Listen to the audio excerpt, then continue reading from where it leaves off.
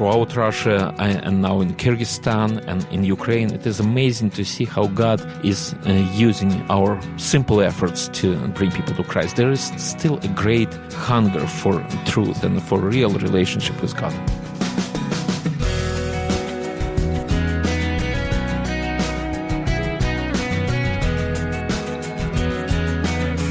Welcome to this week's edition of First Person. I'm Wayne Shepherd, and our guest today is Viktor Akhterov, who has an amazing personal story growing up under a communist regime. I'll introduce Viktor to you in just a moment. Before we begin the conversation, please visit our website where you can learn more about our guest and the ministry where he serves Christ, the Far East Broadcasting Company. At firstpersoninterview.com, you'll find informational links, an audio archive where today's program is found, and all previous programs are available as well. And a reminder to use our new smartphone app to listen to and not miss any of our interviews. It's available free in both the Apple and Google Play stores. Look for First Person Interview. Viktor Akhterov is Director of Russian Ministries for the Far East Broadcasting Company. Born in Ukraine, Viktor's family suffered as believers trying to survive under communism. But that struggle has prepared Viktor for today's ministry. And I began by asking Viktor to tell me his story of growing up in Ukraine. Well, I remember when I was 10 years old and they suggested, I actually was a good student. It's hard to believe, but I was. No, I believe that. And I was one of the first kids in class to be chosen to become a pioneer, a young communist. Yeah, pioneer was the indoctrination of children into communism, right? Yes. Okay. And I came to my father and I said, Dad, what should I do? He said, you can do whatever you want. You're still young. You don't have to take a stand. But, they're atheists. And if you want to be associated with them, for a while, it's going to be fine. I'll still, love you and support you. If you want to take a stand, I'll be with you. So I was actually crying for most of the night, trying to make that decision. But in the morning, I was strong enough to say before my class that I'm a Christian, I'm a believer, and I'm not going to join the pioneers. So were you all alone? Was there anyone else in the class who took that stand? Of course, I was all alone. I was all alone in the whole school, which was about 1,000 people. And the school next door to us did not have any Christians. So I was alone. And it was kind of character forming to take this stand when you're 10 years old. And of course, my dad was there for me, and he was wise enough to give me enough freedom and still guide me and help me. So that was great. And of course, when I was 15 years old, he was imprisoned, and he was imprisoned for the second time. And the first time they just built a little church, and five of them were imprisoned because of that. Simply because they started a church. Yes. And that was during Khrushchev times. I wasn't even around yet. And then the second time he was also in prison because he was very active, very outspoken. He was well educated, and at that time not too many people in Russian or Ukrainian church had higher education. He was one of those people, and I think that was one of the reasons why authorities kind of had did want to put him in prison. They had it in for him, didn't they? Yes, yeah. And I remember, we'll never forget how my mom and me went to visit him. He was in Siberia, and we were in eastern Ukraine. It took us maybe a couple days to get to him. And then we had these 2 hours to spend with my dad. And we came into the prison. It's a special political prison. And you are in this small room, and out of the window you can see prisoners walking by, and many of them are just saying hello to us. And some of the best people in Russia were kept in that prison. And then some of them are saying hello to us in a Christian kind of way. They're just saying greetings to you.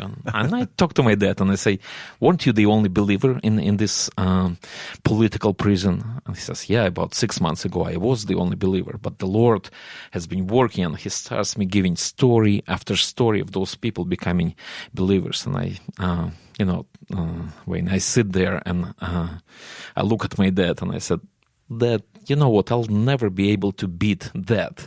As though it's a kind of competition, how many people you lead to Christ. Right. And that was my passion, to lead 3 people to Christ in my lifetime. And I think for a teenager, it's not a bad dream, actually. So, I say, Dad, you're here in the middle of nowhere in Siberia. And God is using you to bring those people to Christ. And I said, I'll never be able to achieve anything like that. And my father looked at me and said, and he never does this kind of stuff. And he looked at me and said, Victor, pretty soon you'll be preaching the gospel to thousands of people. Thousands of people. He saw that ahead for your life. Somehow he did, But that had to seem just like the most impossible thing in the world to you. Absolutely, yeah. I actually laughed and I said, yeah, sure, Dad. But he added one thing. He said, you know what, before it goes to your head, son, you'll be doing this as part of the body of Christ. You're not going to be doing this alone. And 7 years later, I was sitting behind a microphone, actually here in this studio where we sit right now. This very studio. This very studio. And this window was closed. And when you're alone in the studio, you don't see anybody, you don't know what to do. I had no training whatsoever. I was 20-something year old. And when you have no training, no education for it, you just have a passion. And then thousands of people start to respond to your programs. You understand very well this is not you doing something special. Yeah. This is God. This is a lot bigger than you. Through you, and so many people who are praying for you. And we, whenever I talk to our broadcasters, this is exactly what they feel. That you just open up for the Holy Spirit and He uses you. So your father's vision came true, in the sense that you do preach to thousands of people. It did. Have seen people come to Christ, but through radio. Through radio, yeah. And who knew, growing up, of course, we listened to the radio. It was our connection to the bigger kind of church of Jesus Christ, because, when you have a small church and you go to the service, you don't go to a house of prayer, you go to the forest because you're trying to hide from the police. So you're listening to the radio? We were growing up. We were listening to the radio, yeah. And that was our connection to the church at large, because our church was very small, and we would gather in forest and in houses, and nobody knew where the next service and when it's gonna be. So and then the police would come, and we would run away from the police. It's exciting as teenagers, That's just is such a foreign idea to us that you were chased like that. Tell me more about your dad, though. What happened to him? Well, he spent 5.5 years in that prison, and then I was at the army at the time when he was released, but he was suddenly released by Gorbachev. Of course, perestroika came to Russia, and the country was changing. I'll never forget how my commander in the army ran to me and said, "Here, I got a telegram. Your father is free. Our country is changing." My goodness! It was very, very exciting time at that time. Did you believe it to begin with? I was shocked. And then, of course, after that, my mom told me the story how she was just at night asleep, and she says, there's this weird dream. A big, nice dog comes to me. She said, and then I wake up. I hear someone knocking at the door, and here's your father there. And he traveled from Siberia to Ukraine in his prison clothing. And police knew that all those political prisoners were freed, so nobody stopped him. And generally, 1990s was a very, very exciting time and difficult time for Russia, but very exciting. And many people came to know Christ because country just was wide open. Yeah. I remember those days, but I actually traveled not to Ukraine, but into Moscow and points beyond during the early 1990s and saw some of that enthusiasm and openness for the gospel, which we knew wouldn't last real long because all the bad Western influences came to bear on the country as well. So, yeah. And nobody knew how history would turn, but I still travel throughout Siberia, throughout Russia, and I meet those people who listen to our broadcasts from Saipan, from the Philippines, and became Christians. Now they're pastoring churches now. They're leaders in the church, and it's wonderful and exciting to see that. So your father was able to freely preach the gospel after being released? He was, yeah. And after that, I said, Dad, what do you think? Why were you sent? Why God allowed you to be in that prison?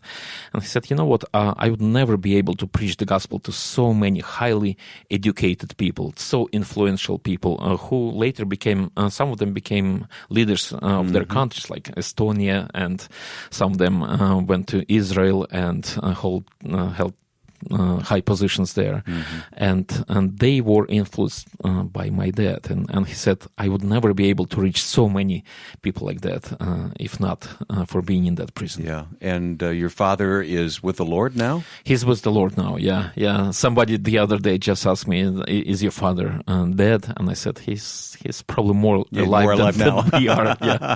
Yeah. I've heard that before. Yeah, and then I think that's the case. We are not just saying that this is the reality of our life. Absolutely. You must give thanks to God, though, for those godly parents who held fast during that time. Yeah. Not to say that life was easy, and they had 6 children.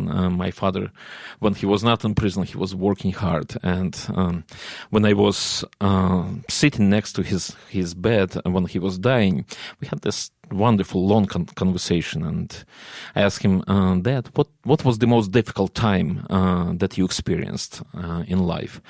And I thought he would share some of those prison experiences. At times he was locked in a small room where you can just stand and the door is right in front of your face. And he stood there for 8 hours at one time. And he said that people go mad, go crazy in 3 hours because you cannot move, you cannot do anything. And he said, God just gave me his grace to be strong in there. But he said that was not the most difficult time. The most difficult time, he said, when he went to Moscow and the KGB allowed him, he was a scientist, a physicist, and they allowed him to work for several months in one of the best labs in Moscow, in the Soviet Union, and he made several breakthroughs in science in those few months. And then later on, they called him in and said, "So you want to continue to work here in Moscow, bring your family here, continue to do your research. You have 5 assistants who have PhD degrees in physics, or you can go back to Ukraine." And he said, "Well, what should I do to stay here in Moscow?" That was a passion of his life. And they said, "Well, just sign this paper. Just you can continue to believe in your God, but you should be a communist if you want to work like that." And my dad told me, going back to Ukraine from Moscow on a train, that was the most difficult journey in my life because I was saying no to my dream. I was burying my dream. And he said, never felt sorry for that, but it was very, very difficult. We'll continue today's conversation with Viktor Akhterov of the Far East Broadcasting Company coming up on First Person. Last year, the Far East Broadcasting Company received over 2 million responses to its broadcasts, reaching people throughout Asia and beyond. And the stories they tell of lives changed by the gospel and the new hope and purpose they have found in Christ is outstanding. When you visit firstpersoninterview.com, be sure to click on the FEBC banner. Find out about the daily devotional, How Shall They Hear?, telling many of these stories. That's the FEBC banner at firstpersoninterview.com. My guest is Viktor Akhterov. We have known each other for a few years now, and Viktor is Director of Russian Ministries at Far East Broadcasting Company, and I've traveled with Viktor a little bit in some countries, including Russia. And Viktor, it's a great joy to have you on the program here with me today. How inspiring to hear about your parents and your father holding fast to his faith during the difficult days of Soviet communism, and how you kept your family together and he passed his faith along to you Yes. children. Yes. And tell me about your family now. You live in the U.S., as your sister does, because I know she's in the office studio next door to us here. Where's everybody else? Our whole family is in the U.S., and we have two wonderful children who, of course, speak good Russian, let me say it by faith. But of course, I travel to Russia and Ukraine all the time. Right. I'm there. I just came from going to Russia, Ukraine, and Latvia, where I used to live. It used to be one big country, you know. Yeah. It didn't matter where you lived. But it is wonderful to see what God is doing today. Yeah. I want to talk about your radio ministry today. I was able to travel to Ukraine over a year ago now, and to go to the town where you grew up. And you said... Now, this town was the scene of a lot of fighting during the Russian invasion of that's Ukraine. Where it started, yeah. And in Slaviansk. I'm not sure how you pronounce it. That's how I pronounce it. But tell me this story about going to the place where some young men were martyred. And tell me that story. Yeah, I was there just a few days ago and got some new details. I met with the widows of some of our volunteers. One of our volunteers, his name is also Victor, was just this joyful guy. He would come every Monday to the station. We have a station there. God somehow allowed us to open a station in that city of Slaviansk a year before this. I got to visit the studios there. Yeah, it's marvelous. It is marvelous, yeah. And then of course it is a very difficult post-war time in Slaviansk. And I was talking to Natalia, wife of Victor, and then we went together to the place where they were held, and we came to this house, and this is a former KGB house.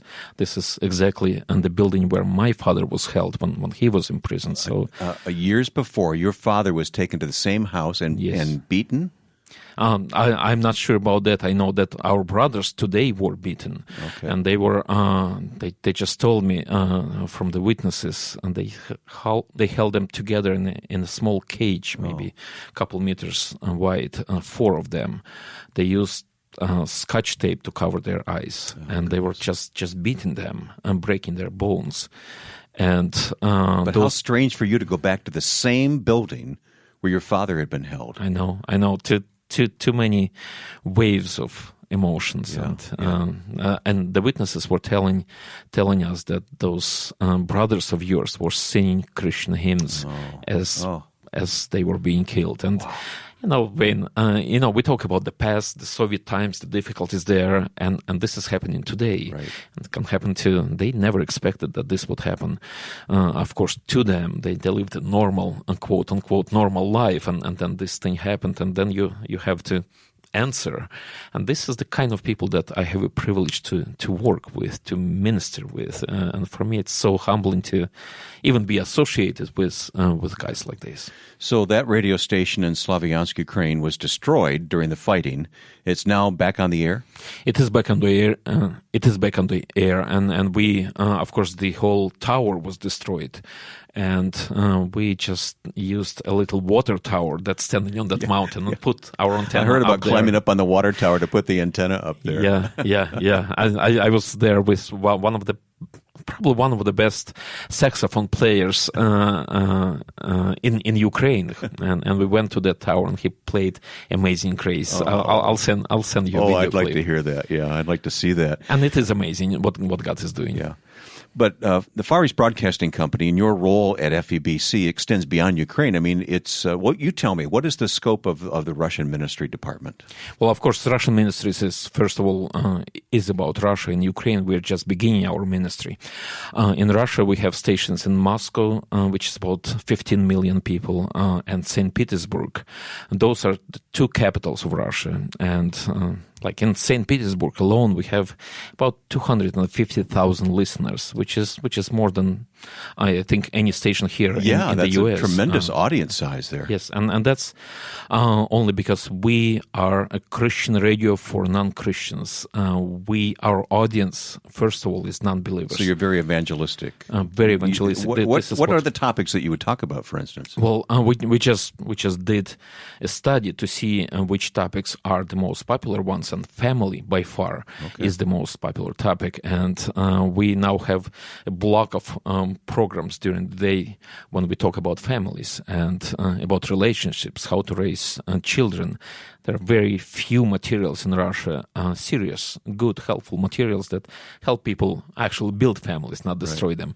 And we are providing that help, and it is so easy when you talk about relationships to turn the conversation to spiritual issues. It's been a couple of years since you hosted us in Moscow, and I got to visit the studios there. But the radio station that reaches Moscow and the one in St. Petersburg, they actually go far beyond the cities, don't they? Don't you reach the rest of the country as well through cable television? Yeah, definitely. We have cable television, we have satellite, and we have internet. And we are developing internet and now smartphones. We created applications for smartphones. So and practically many people, anywhere in Russia you can tune in to FEBC? Anywhere, and practical for free. I just done it in Ukraine, in Russia, in small villages, anywhere. In Latvia, I was there, and you push a button and you can hear FEBC loud and clear. And new technologies are bringing us those opportunities, and we are using them as much as possible. I love it. I remember I was talking to Dr. Bowman, who was one of the founders of FEBC, and he said, Victor, during those early days when we started in the 1940s, he said people would come up to me and say, you don't use that devil's box, radio. Right. Radio. And the devil is the prince of the power of the air, the Bible says. There you go, yeah. But in the same way, we are using internet today to reach many young people for Christ. So exciting. And who are the broadcasters involved? Where do you find them? How do you develop them and their talent?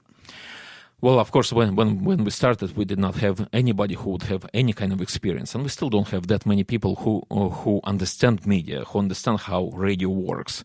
But now we have a wonderful group of people. People like one of them you met, Eugene. He's a psychologist. He's a former KGB officer. In the imagine army. that a former KGB officer who's now doing a radio program. Yeah.